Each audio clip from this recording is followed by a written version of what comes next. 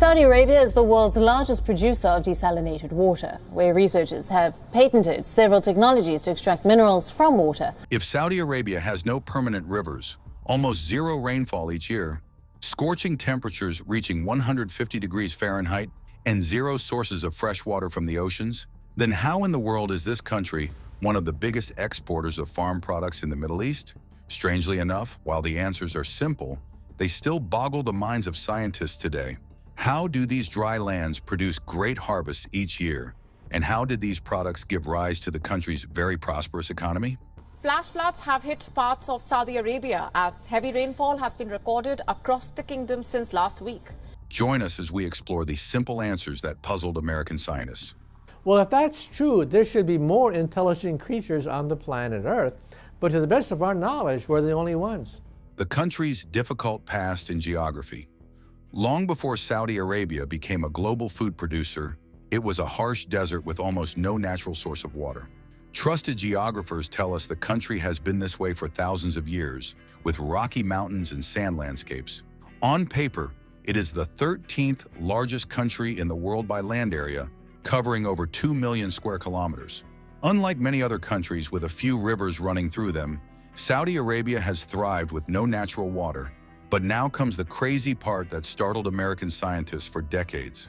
Only 0.5% of the entire country has flowing water. And even that was barely enough to sustain large commercial farmland. Worse yet, they only appeared during wet seasons and dried up very quickly. It gets much harder to believe when geographers tell us that the entire country was once covered in lavish forests and green meadows with colorful wildlife at every turn. But thanks to natural climate change over billions of years, Saudi Arabia gradually became hotter and drier, turning it into the vast deserts it later became known for. The intense heat and lack of rain over this time made it impossible for many plants and animals to survive, and the only ones that thrived were camels and similar creatures that could travel for days without drinking. Without rivers, getting fresh water was so challenging that people dug deep wells to reach underground water. But yet again, not even this method was sustainable enough for everyone. Some people went further enough to build special underground systems, called qanats, to bring water to the surface. But even these weren't good enough in the long run, so most of the country remained dry, and people had to live near oases where underground water was more likely to reach the surface. But even with that, the soil was dry and simply not good enough.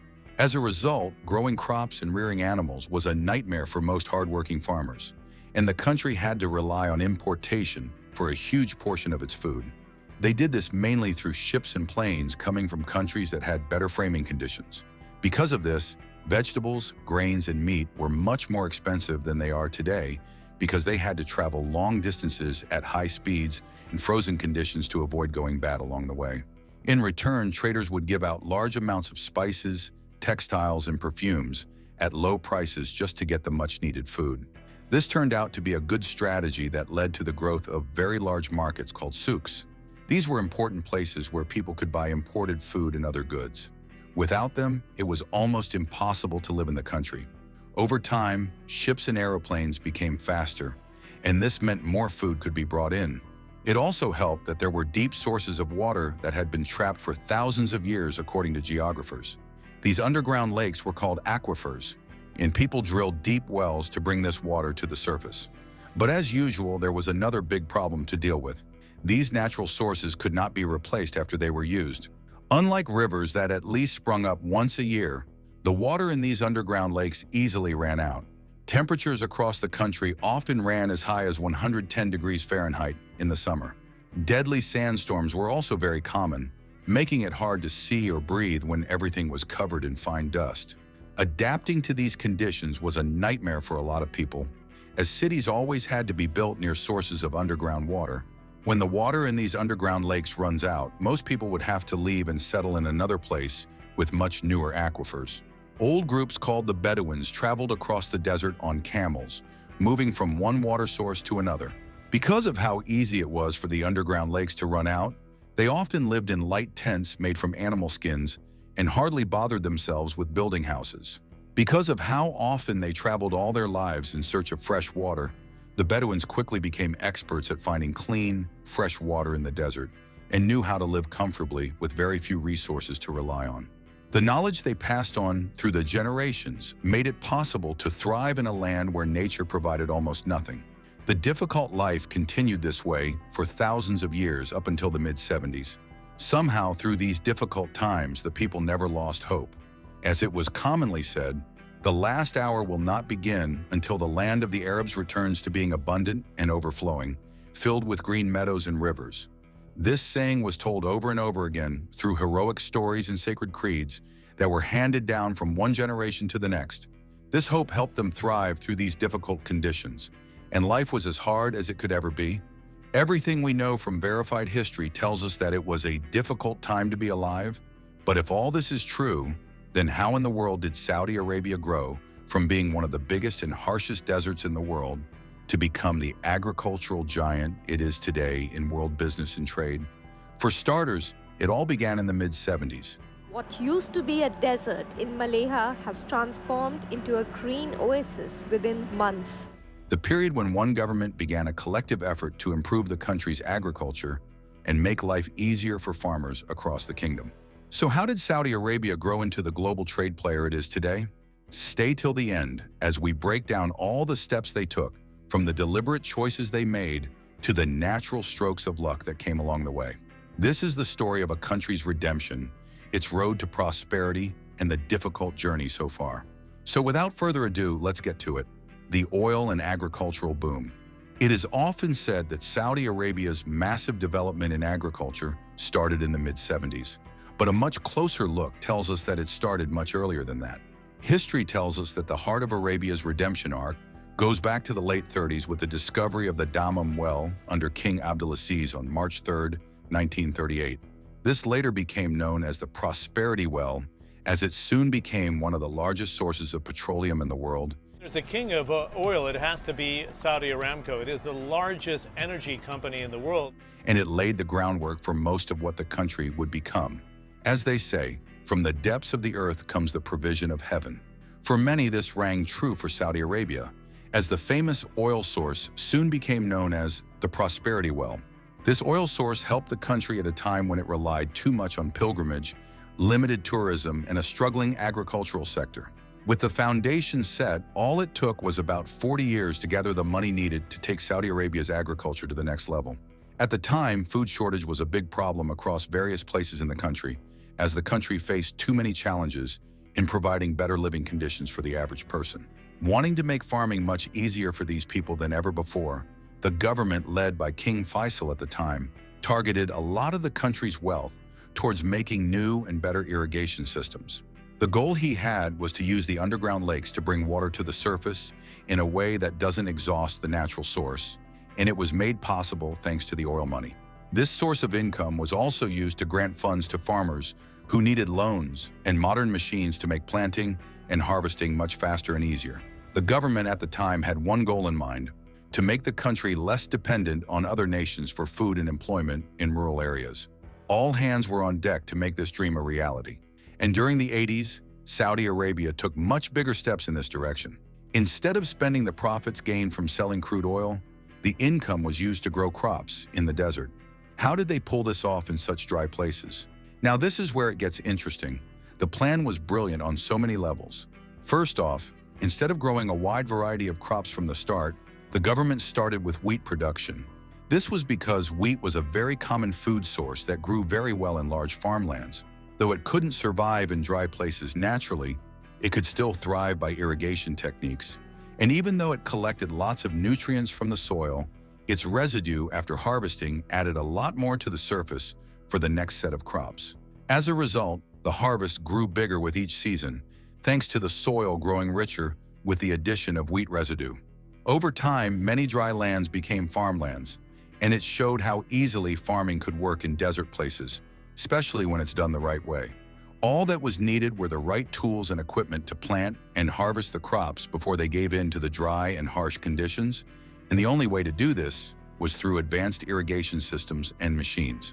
Unfortunately, this then brought up another big problem for the government to deal with, which was that most farmers simply could not afford these systems and machines. To solve these problems, Saudi Arabia's government put up programs and agencies that could afford to give out high loans and resources without interest to struggling farmers who just needed the right equipment to produce high yields. This turned out to be a good idea, as most farmers were able to expand their operations with bigger irrigation projects and eventual harvests. With this tactic alone, agriculture slowly transitioned from a struggling sector in the country's economy to the flourishing aspect of the kingdom's growth. By the 90s, Saudi Arabia started exporting not just crude oil, but staple agricultural products to other nations. From growing wheat, the soils in various fields across many deserts were now able to grow other products like fruits and vegetables. Soon it became profitable to grow farm animals like goats and chickens as farm animals. As a result, eggs, milk, and meat slowly became more common in the country. Dairy products were now exported in large amounts, but the biggest product exported happened to be due to the help of foreign companies. So how did this happen? You see, the government back then didn't want to flourish by their efforts alone. These leaders wanted foreign companies to contribute as well. So to attract their interest, Saudi Arabia's leaders offered these companies a special deal they couldn't ignore. The deal was simple: keep investing in our country's independent projects, and you won't have to pay taxes for up to 30 years. As the government predicted, many foreign companies couldn't resist this deal, as at least 20% of their profits were given off as payment for their operations within the country. And what happened next was breathtaking: strategic solutions for farmers and companies. Hearing that they could now operate and invest as much as they wanted without anything was like a dream come true. Without worrying about extra costs, several science firms that were leading frontiers in biotechnology and improved farming methods invested more in Saudi Arabia than they did in other countries. As a result, more money flowed into the country's economy, and new ideas and technologies kept coming in without stopping for over a decade. On top of that, the government also worked closely with these firms to make sure their most profitable research operations were successful. Because of these efforts, almost too quickly, Saudi Arabia became one of the largest producers of dates in the world. But instead of backing down to let the money keep printing itself naturally, the government doubled down on their efforts to help farmers who needed more support. Now, Saudi Arabia's agricultural sector was standing on its own without direct support from the country's oil profits, and this became most obvious on a global scale by the turn of the new millennium. 2001 was when the country started investing a lot in more innovative farming practices to completely solve the problem of water scarcity. More money was spent on mind-blowing methods like hydroponics and aquaponics. Add both of these big words together, and you have a system that allows plants to grow very well without soil and a very small amount of water. How the country's scientists were able to adapt this highly advanced system to the country's booming agriculture still boggles scientists today. Even the mechanism on its own will blow your mind. Simply put, hydroponics are methods that help plants grow in water with only a few cheap nutrients mixed in without needing soil. Aquaponics, on the other hand, La Crosse is now home to an indoor aquaponics operation, the biggest of its size in our area. Uses the waste obtained from affordable fish tanks to feed and nourish food plants. The waste from the fish produced the nutrients needed for the plants, and in return, the plants would naturally clean up the water for the fish by absorbing the unwanted nutrients. By using these methods, most plants no longer need soil with lots of water to grow properly. Better yet, delicious and edible fish can also be grown without needing to be fed directly all the time. As a result, the country saves thousands of tons of water each year, with a lot of healthy fish and crops produced along the way. Plant growth and production have become so successful that the government soon started focusing on producing and selling more flowers instead. Lots of research and development in floriculture were invested, and with that came a huge shift in the country's goal. In the years following, a much higher focus was made on not only improving the country's economy, but the hot climate as well. One other big feat they managed to pull off was building highways that connect to homes, shops, and markets. The money obtained from oil profits was used to build enough roads for farmers to transport their crops and goods. Through the 90s, many highways were built across Saudi Arabia to make it easier for farmers to sell their products. These roads made it a lot easier for farmers to sell what they produced in various cities and towns that were previously inaccessible. The foreign companies that contributed to the high yield sold by farmers did so by a technique called genetic modification. Through this means, scientists studied crops of wheat, barley, and tomatoes to make them grow faster in dry environments. By doing this, there were improved varieties that could survive with very little water while being less appealing to pests and pathogens. Plant disease became much less common across hundreds of farms because of this, and these new products became the lifeline of local farmers trying to get by in an unforgiving climate. The seeds for these improved crops were not just sold at an affordable rate, but through vet-high loans that were given off without interest. Many laboratories were sponsored across the countries to produce more of these seeds, and international experts were hired to share their knowledge and techniques. Through their help, better products were made available, and these were grown in the driest places thanks to the special biofertilizers made by these companies. To do this, their scientists trained special bacteria to create the nutrients needed for the plants to grow. With less disease rate and higher harvests, the results were much better than expected, leading experts to the next big step in improving plant yield, and that was tissue culture technology. Now brace yourself because you are in for a much bigger surprise. Somehow, by working with local experts, foreign scientists were able to adapt this technology for small laboratories and local Arabian farms, and they functioned by growing entire plants from tiny pieces of plant skin in a closed space. Through this technique, thousands of date palms were growing faster in laboratories that were closed off from germs and pests. This was a huge part of what made date farming so successful in Saudi Arabia, bringing in worldwide recognition for the country outside crude oil production and religious pilgrimage. Thanks to the success of these techniques, scientists were able to build larger greenhouses that gave better results than farms. These special places were built from the ground up to provide the special conditions experienced during select seasons where only specific plants grow. Because of this, tomatoes normally grown in spring and autumn were grown all year round, with the same thing happening with cucumbers, once harvested only during the summer, and lettuce that only grew very well during the cooler seasons. With this taken care of, experts could now focus on the other plants that were left to grow in the open fields, to fight the stubborn pests that infected the new breeds. Instead of introducing harmful chemicals that could destroy the environment, experts introduced natural predators to fight back, and special training was given to local farmers on how to do this without affecting the native crops. And with that taken care of, the experts now had one last issue to deal with: solving the water problem. For hundreds of years, people in Saudi Arabia relied on getting water from underground lakes and wells. But that was far from enough to deal with growing populations and the need for better oil well systems. With more cities and industries built near aquifers, getting clean water was becoming an urgent problem. For this reason, aquifers were like a natural blessing to most farmers, and a big woe the moment they either got polluted or ran out earlier than expected. Seeing how quickly these natural sources of water were running out, Saudi Arabia's government began to put restrictions on these sources until geographers could find out how to restore the underground lakes naturally. So in the late 60s, after lots of studies by experts in the country's ministries of environment, water, and agriculture, they came to an agreement. You won't believe the brilliant plan they came up with.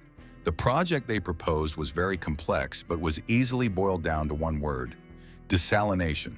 Simply put, the country had enough access to salt water at the coasts, but not enough access to seawater in the deserts. Saudi Arabia is the world's largest producer of desalinated water. So what's the solution they came up with? Build charge facilities that would turn several tons of salt water into fresh water in a way that is cheap and sustainable. When the prices were presented to the leaders, they gave their approval immediately. There was no hesitation. The first desalination plant was put up in 1969. This facility worked using multi-stage flash distillation technology, which worked by heating the water until it became steam, which would later become clean water without desalt. These facilities worked round the clock and produced millions of liters of fresh water every day. But it didn't stop there. When the 80s rolled around, experts noticed that while the desalination factories solved a lot of issues, the water shortage problem was still there. The government wasn't interested in just managing the issue, they wanted to eliminate it. So by the mid-80s, the country's national water company started putting out blueprints for the new facilities that would recycle water to make it clean enough for at least cleaning and farming. With this goal in mind, the country's national water company got to work immediately. With funding granted from the government, the company was able to build several treatment plants for this sole purpose. These plants would all work by using the same process of purification. What was the brilliant mechanism behind this? collecting wastewater from sewage pipes leading to the treatment plants built by the country's water authorities. When the water gets into these plants, they go through several steps to remove dirt, harmful chemicals, and bacteria. Large particles are filtered out first, and the water is cleaned next with special chemicals and machines to kill germs. After that, it is tested to make sure it's safe enough to get pumped out to target users. Thanks to the strict process in most of these plants, the water is likely safe to drink on many occasions. However, to keep people safe, it is used for other purposes instead. Remember the underground lakes that easily got polluted or ran out of water? This water from the treatment plants is mostly pumped into these underground places to prevent them from getting used up. Aside from that, the water is also supplied to water gardens and parks to keep public places green and beautiful. In 2021, the total number of these treatment plants reached 133. As of today, there are 41 desalination plants in Saudi Arabia, with over 30 of them coming from the public sector. Various agencies assisted the National Water Company in pulling this off, including the Saline Water Conversion Association. They were the ones who made sure the water pumped out from these treatment dams got to the farmers who needed them the most. They also made sure the safest sources of treated water reached the homes and businesses that needed it the most. It was a very successful operation, but not even this was enough to make the leaders rest easy after a job well done.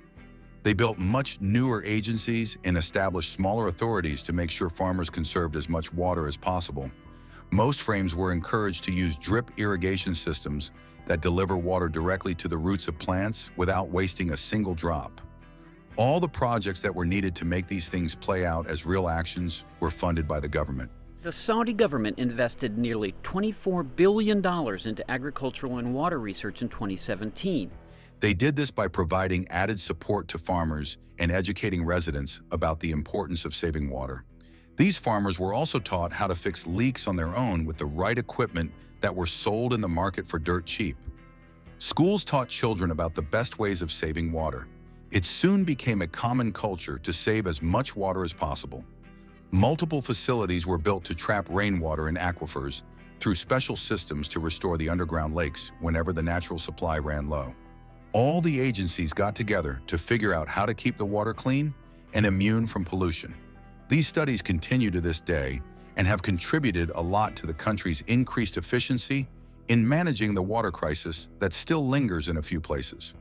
Thanks to the results of these tests and studies, the government was able to make smarter decisions on how to use and protect these resources.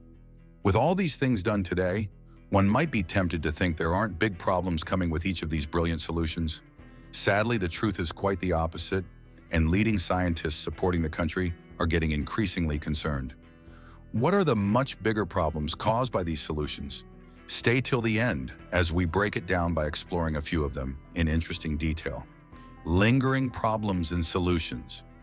While the problem of high cost was solved by sacrificing the country's profits from oil profits, the other issues couldn't simply be fixed by having enough wealth. One issue they had to deal with was the problem of energy supply. Desalination and wastewater treatment both need a high level of power to remain efficient, and the fossil fuels they relied on at first added to the pollution and hot climate they were already struggling with. To fix this issue, Saudi Arabia's leaders started investing more money into renewable energy sources, like solar power, to keep these facilities running without polluting the environment. But not every plant could keep working this way, as solar power is limited in many ways compared to the immediate power output gotten from using traditional combustion engines to do the work. Even the process of desalination alone comes with too many problems. While removing salt from water makes it more usable, the salt becomes a waste product known as brine. This waste is often dumped back into the sea, and research shows that it kills marine life by increasing the normal salt content in the sea and disrupting many ecosystems in the process. This is a problem that can only be managed with today's technology, and nothing we have now can eliminate the issue. Then comes the problem of managing aquifers. These underground lakes have been protected many times by the government to prevent dryness and pollution. Even though current projects pump tons of water into these systems each day, these amounts are surprisingly not enough for the many farmlands that are funded by the government. Right now, it looks like while the government was trying very hard to provide the resources needed for more farms to prosper, they only opened more mouths to feed from the underground lakes. Many aquifers have been drained by hundreds of farmlands from the early 70s to this day, and the best solutions available have only managed the situation at best without solving the underlying problem. Even more problems arise when we address the country's pipewater infrastructure. Most of these systems in rural areas need repairs. Many leaks and inefficiencies in the system from natural damages lead to wasted water.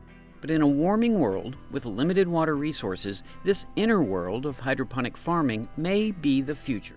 And repairing these materials requires a lot of money.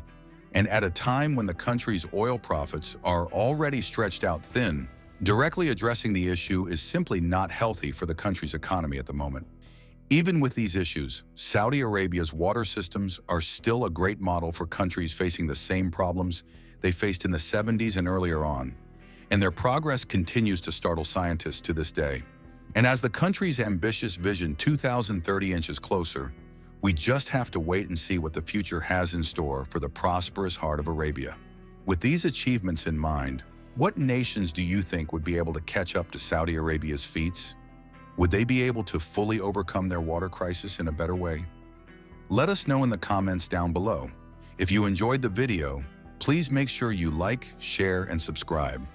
Also, click on the next video shown on your screen. You will enjoy it.